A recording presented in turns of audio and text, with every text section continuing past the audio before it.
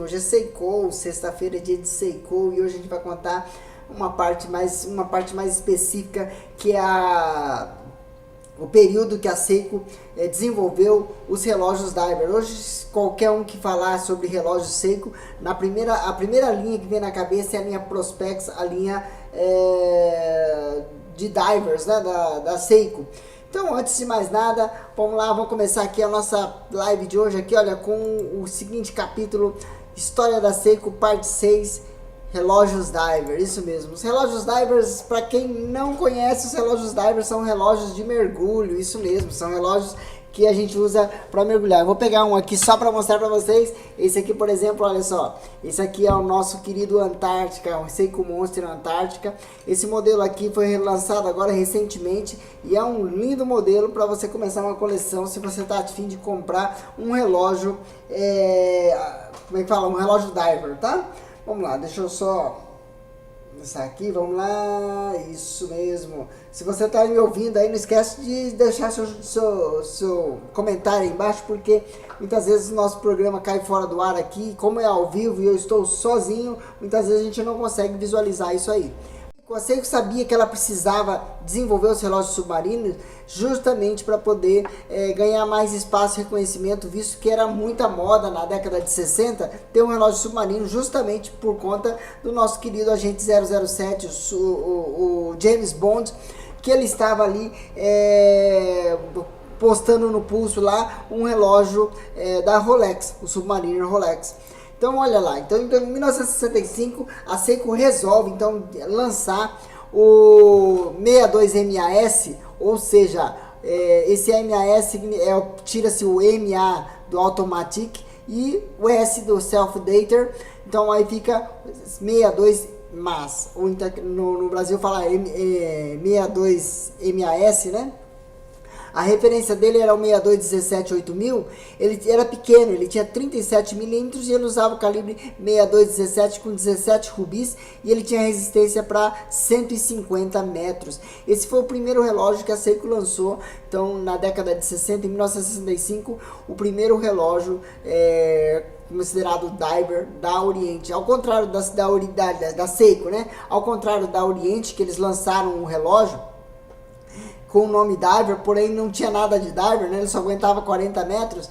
A Seiko lança um relógio então totalmente vedado para aguentar 150 metros, certo? Isso em 1965. Em 1968, então ele resolve aventurar um pouquinho mais e lançar o 300 metros, o Marine Master 300 metros, tá?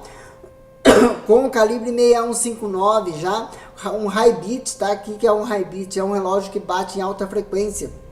Enquanto, agora eu não me lembro qual é que era a frequência dele. Hoje a maioria dos calibres bate em 21.600, se não me engano batia 28 mil batidas por hora. Então quanto mais acelerado ele bate, mais como é que fala? Mais preciso ele fica.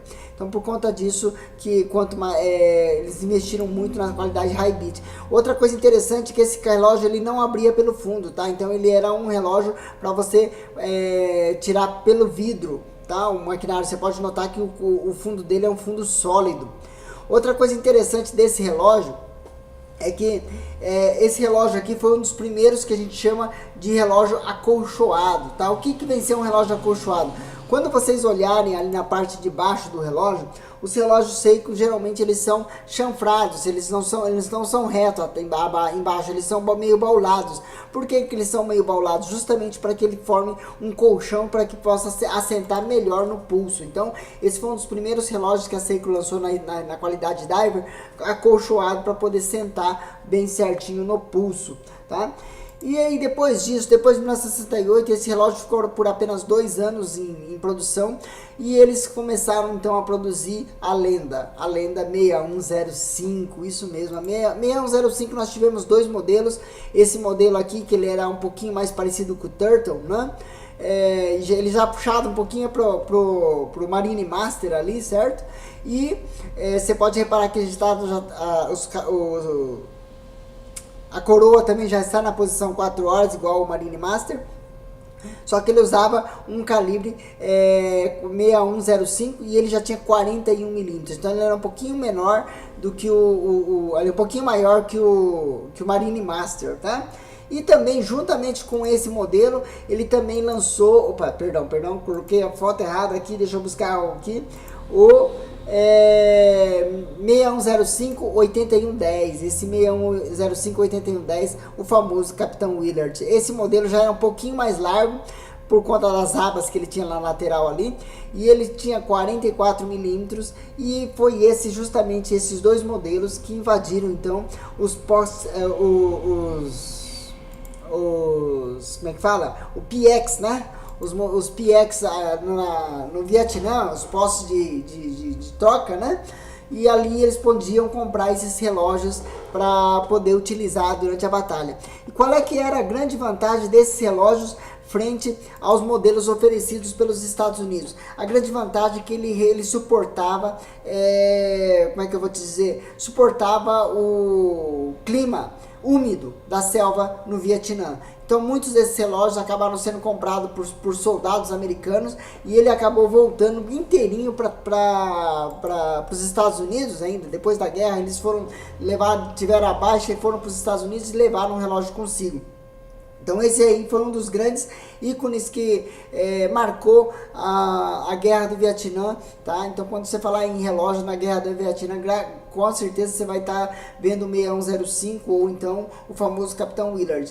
E o nome Capitão Willard vem justamente por conta do filme Apocalipse Now de 1982, se não me falha a memória, onde o nosso querido Martin Sheen utiliza esse relógio no pulso, tá? Como ele usava esse relógio no pulso, então hoje ele é conhecido, esse modelo 6105-8110, ele é conhecido como Capitão Willard ou como Apocalipse Now. São dois modelos diferentes, tá? Então tem o 8000 e o 8110, que é o Capitão Willard. Beleza? Então vamos lá. Aí depois de terminada a guerra do Vietnã, os relógios Seiko já começaram a ser conhecidos no mundo inteiro, só que nós tínhamos um problema. Em 1968, a Seiko recebe uma carta de um mergulhador profissional que morava na província de Hiroshima, e ele dizia que o relógio não resistia à pressão para quem trabalhava com câmara hiperbárica, isso mesmo, hiperbárica, que é aquela câmera de compressão para quem faz mergulho profundo com gasélio, certo? Então aí o que a Seiko faz? Ela designa Ikuo Tokugawa para ir até o Hiroshima, então conhecer as condições que os mergulhadores enfrentavam quando faziam seus mergulhos lá embaixo, lá no fundo do mar, como é que fala? Sob pressão, né? Sob pressão de gasélio. E com o Tokugawa, durante esse período, durante 7 anos, ele desenvolveu várias e várias tecnologias diferentes, e para justamente conseguir construir um relógio que fosse considerado de mergulho profundo, certo? Toda essa pesquisa dele culminou então na produção do relógio Seiko Tuna. Então esse Seiko Tuna, ele foi considerado o primeiro instrumento de mergulho, tá? Então foi considerado a primeira vez que eles pegam um relógio, a Seiko pega um relógio, em vez de ele pensar o relógio primeiro, eles pensam no papel que ele vai desempenhar, e depois disso eles produzem um relógio. A grande diferença que existe dos relógios Seiko Tuna para os demais relógios de mergulho do mundo, certo? É justamente a impermeabilidade. Isso mesmo, impermeabilidade. Mas os relógios de mergulho não são todos impermeáveis? Sim, mas esse relógio Seiko Tuna, eles chegaram a um grau de precisão de impermeabilidade tão grande que ele não precisava de válvula de gasélio, tá? Então o Seiko Tuna, ele é tão impermeável que o gasélio entrava em quantidades tão pequenas que não havia necessidade, ele não explodia na hora que havia descompressão do ambiente. Então, por conta disso, não havia necessidade de você ter a válvula de gasélio, assim como nos modelos suíços que precisavam. Então, a impermeabilidade dele é de quase 1/10 a mais, aliás, era 1/10, né? perdão, era 10 vezes mais impermeável que um relógio suíço. Para vocês terem uma ideia, a qualidade de impermeabilidade que o Seiko Tuna trouxe para o pessoal de mergulho. Ele era um modelo razoavelmente grande, ele tinha 52 milímetros, né? E ele suportava 600 metros, isso mesmo, 600 metros. E justamente nessa época, na década de 70, nós temos ali então o avanço da linha quartzo, que a gente gosta de dizer sempre que houve a revolução do quartzo na década de 70, e toda a tecnologia ia para os relógios quartzo. E nós temos ali então em 1978 sendo lançado o Golden Tuna, tá? O Golden Tuna, ele também foi feito em titânio, assim como o outro Seiko Tuna, certo? Só que ele ganhou uma coloração um pouco dourada e ele ficou conhecido na época como Golden Tuna, tá? Ele tinha o calibre 7549, tá? E ele foi considerado o primeiro relógio quartzo diver do mundo, tá? Então ele foi o primeiro quartzo a ganhar uma qualidade de diver. Outra coisa interessante desse relógio aqui, ele ficou tão famoso no mundo inteiro, mas assim mesmo ele teve algumas aparições famosas, como no filme do 007, no filme 007 Somente para Seus Olhos, em 1981, onde ele aparece no pulso, então não só do James Bond, mas também de um dos vilões, certo? E é lógico que com toda essa evolução do Seiko Tuna, certo? A Seiko também iria querer testar esse relógio. Então eles em 1983, eles pegam juntamente com o pessoal que tinha o submarino Shinkai 2000, esse submarino Shinkai 2000, ele testou o relógio e levaram ele até uma profundidade de 1000 metros, onde o relógio resistiu até os seus 1062 metros, até 1062 metros sem problema algum, certo? Então o relógio foi super aprovado, vendo que como é que fala? O relógio era para suportar 600 metros e ele aguentou 1062 metros de profundidade. Então ele foi um relógio super testado e com isso tudo a Seiko ela se viu como sendo uma das grandes empresas que produziam relógios para mergulho. Outra coisa que aconteceu na década de 70, por conta de toda essa evolução que o Seiko Tuna trouxe, o 6105 ele já não poderia mais continuar, porque eles tinham que fazer um relógio um pouco mais impermeável, justamente por conta de toda a tecnologia que o Seiko Tuna trouxe. E como é que eles poderiam substituir uma lenda que já era o Capitão Willard, né? O Capitão Willard já em 1976, quando foi lançado o Turtle, ele já era uma lenda. E assim mesmo eles tiraram o Capitão Willard de produção e lançaram o Seiko Turtle. O Seiko Turtle ele ganhou esse apelido carinhoso dos fãs justamente por conta do formato da caixa que ele tem. E esse formato da caixa aí lembra muito uma carapaça de tartaruga, isso mesmo, por conta dele parecer muito com uma carapaça de tartaruga, ele acabou ganhando o apelido carinhoso de Seiko Turtle.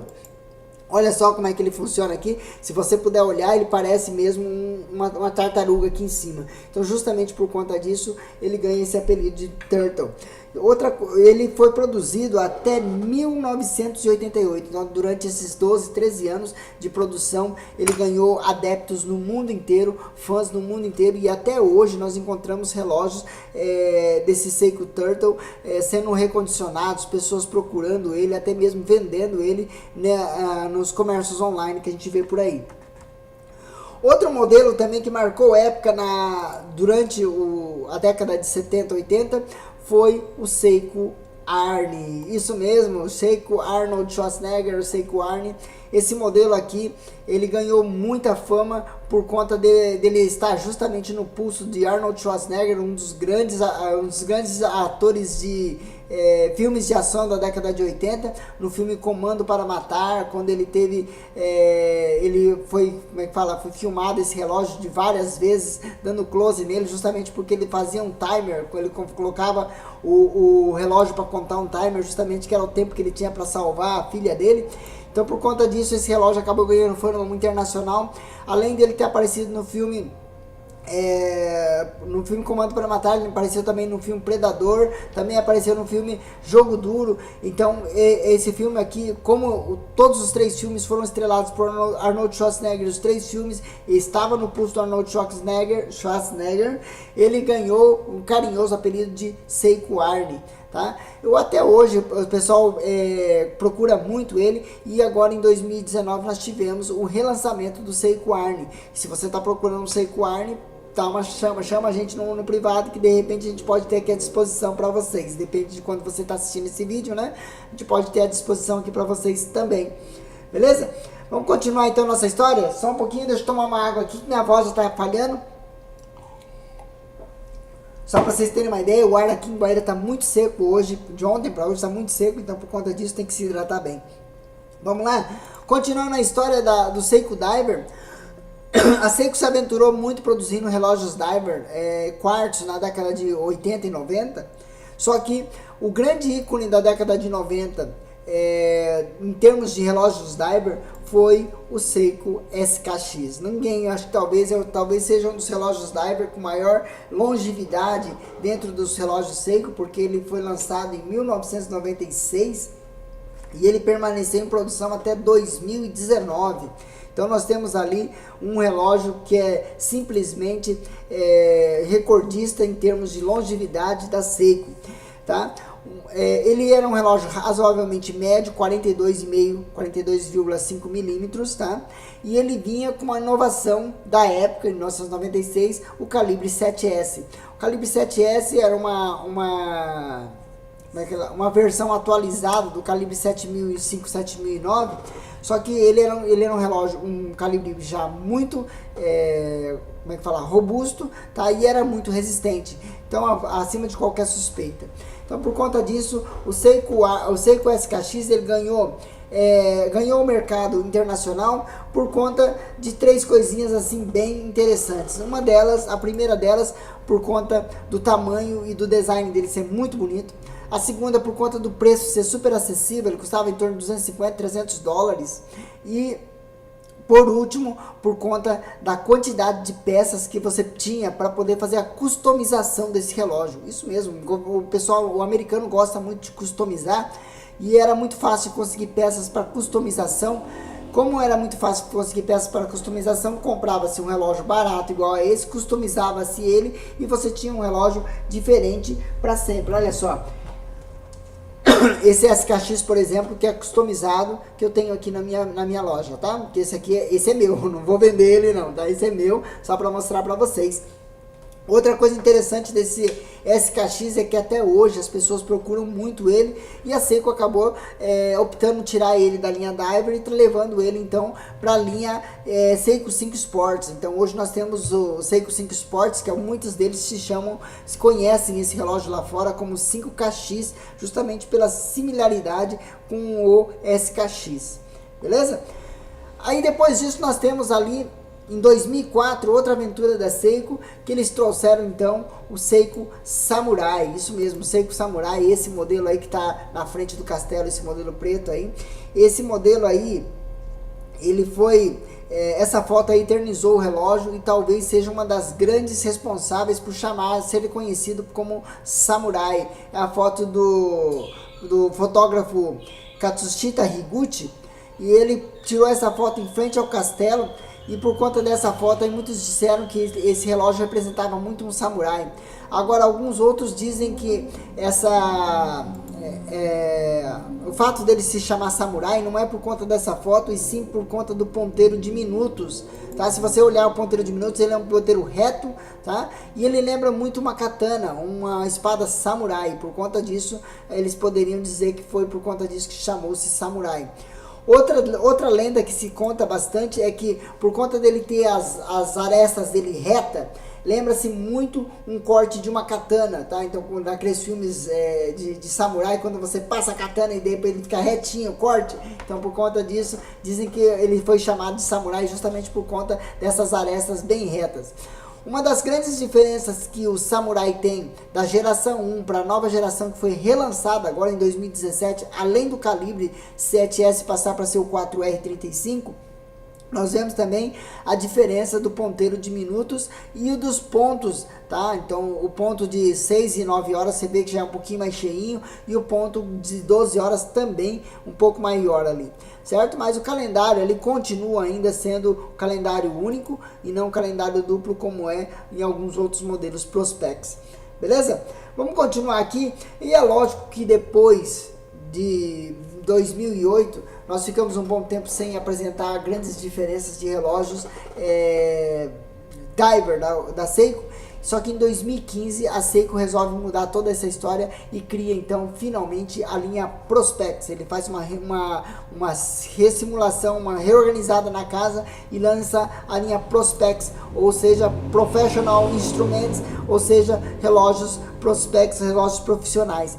E para quem batiza essa linha é a linha Seiko Turtle. Um relançamento da linha Seiko Turtle, que nós temos o SRP 773, 775 e 779, tá? São os 3 modelos que lançaram em 2015, certo?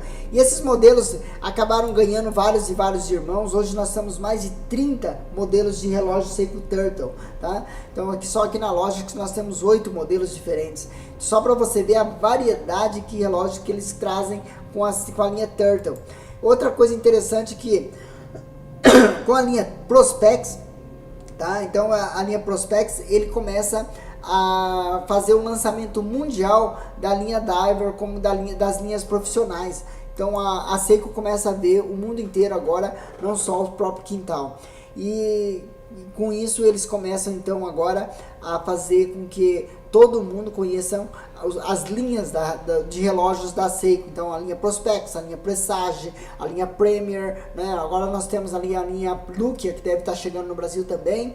Então por vários e vários motivos eles começam a lançar modelos. Então quando você lança uma linha Prospex, você sabe que é uma linha profissional, você sabe que é uma linha... Então eles já começam a dividir as expectativas por linhas de relógios diferenciados. Então essa foi uma das grandes novidades que a Seiko trouxe em 2015, juntamente com o lançamento da linha Presage e da linha Prospex. E juntamente, logo depois disso, nós também temos o relançamento da linha Sumo. Em 2017 nós temos o relançamento da linha Sumo. Esses dois aqui são modelos da terceira geração, certo? E assim, o legal desse relógio aqui é que quando ele foi lançado em 2017, ele vinha com calibre 4R15, tá? O 4R15, para vocês terem uma ideia, é uma versão melhorada do 4R36, aliás, 4R não, perdão, 6R15, isso mesmo. Ele veio com... O Sumo foi lançado com calibre 6R15, que era uma versão melhorada do calibre 4R36, 4R35. Só para diferenciar, o 6R15 ele tinha enrolamento para 50 horas, enquanto o 4R era somente para 40 horas. Ele ganhou um apelido exclusivo de Sumo justamente por conta da posição 12 horas aqui, o marcador de 12 horas, lembra muito o Mawashi, tá? Aquela tanga que o lutador de Sumo usa para lutar, e é justamente por conta disso ele ganha o nome de Sumo. Outros dizem que por conta dele aparentar ser um relógio bem cheinho, um relógio gordinho, então lembrava muito um Sumotori, tá? Um lutador de Sumo. E a terceira opção também de ter chamado ele de Sumo é justamente por conta do bezel ser bem redondinho, o relógio ser bem redondinho ali no centro, ali com as duas marcações ali, Seiko e o Automatic ali, eles lembrarem muito o tablado onde se luta o Sumo. Então por conta disso acabaram dizendo que poderia lembrar muito a arena de batalha do Sumo, e justamente por conta disso também pode ter sido chamado de Sumo. Então tem essas 3 explicações, aí cada um escolhe a sua, mas assim a mais representativa no mundo hoje é a questão do Mawashi na posição 12 horas. Outra coisa, vamos lá, vamos continuar agora. Depois a Seiko progride tanto a questão dos relógios Diver no mundo inteiro, que em 2018 ela já ganha prêmios por conta de relógios Diver. E só para vocês terem uma ideia, o Sumo, ele custava na época, quando ele foi lançado em 2017, ele custava na faixa mais ou menos de 650, 800 dólares. entre 650 e 700 dólares, perdão, e ele já lutava, ele já batia de frente com os relógios de $1.000 oferecidos no mercado. Então hoje o Sumo já chega com vidro de cristal, cristal safira, ele já chega com bezel de cerâmica, e hoje ele custa na faixa de mais ou menos $1.000, $1.200, dependendo do local que você acaba comprando no mundo, né? O Brasil tem uma como é que fala? Uma competição até, como é que eu vou te dizer? A gente acaba sendo prejudicado muito pelo governo brasileiro, porque a taxação sobre os relógios importados é muito alta. Então ele pode chegar até a 25%, dependendo do estado que você mora, por conta da taxação de IPI e a diferencial de alíquota que a gente tem que pagar. Então por conta disso o relógio acaba ficando 25% mais caro que lá no exterior. Beleza? Vamos continuar aqui. Em 2019, então, a Seiko ganha o prêmio de melhor relógio diver do mundo, tá? O Grand Prix Horology de Geneve, ou seja,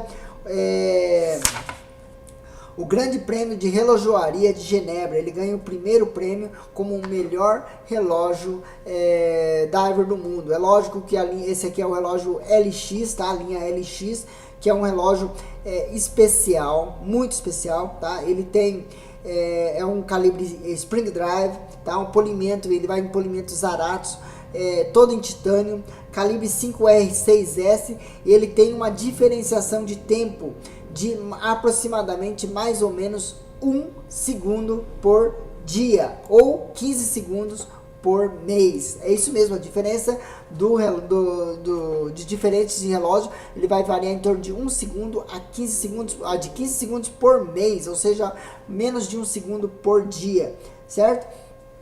Ele vai ter também uma reserva de corda, porque ele como é Spring Drive, ele é movido a corda, tá? Ele é movido a corda, então ele tem um enrolamento automático, igual os outros relógios têm, tá? Ele também possibilita um enrolamento manual, só que ele tem uma reserva de marcha para 72 horas. Então é um calibre especialíssimo, tá? Então se vocês tiverem a possibilidade de ver um relógio Spring Drive funcionando, vocês vão ver que é uma coisa de louco, é especial mesmo, porque ele não bate, ele desliza. É muito importante você lembrar, o relógio até hoje só batia, esse não, ele desliza, é muito bonito. E é lógico que eu não podia terminar a minha live com os relançamentos que a Seiko tem feito ultimamente, tá? A gente tem visto a Seiko relançando o 62MAS, a gente tem visto ele lançando o relançamento do Marine Master, do Capitão Willard, do Tuna 1000, né? Então a gente vai vendo que a Seiko além dela estar relançando, trazendo novidades, ao mesmo tempo ela também vai trazendo modelos clássicos, né, da década de 60. Então se você gosta de relógio Seiko, é lógico que você vai ver com muito carinho essa marca, que faz parte não só da história da relojoaria, também como faz parte ela é uma das grandes desenvolvedoras de tecnologias para mergulho no mundo. Beleza? Pessoal, não sei se ficou um pouco longo, quase 30 minutos de live aqui. Para vocês que conseguiram assistir até, eu agradeço muito. Vou tentar picotar esse vídeo em algumas partes aqui para poder ficar mais fácil, digerível. Mas assim mesmo, eu agradeço muito. Amanhã, sexta, sábado, um bom final de semana para vocês. E eu volto semana que vem com mais uma live aqui no nosso YouTube. Beleza?